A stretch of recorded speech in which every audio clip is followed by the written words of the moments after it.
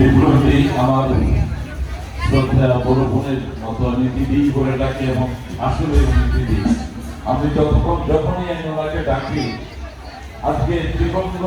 এই ধরনের আসলে আমার নিজেরও হয়েছিল আমাদের যাদের হয়েছে তাহলে জানবেন জীবনগুলো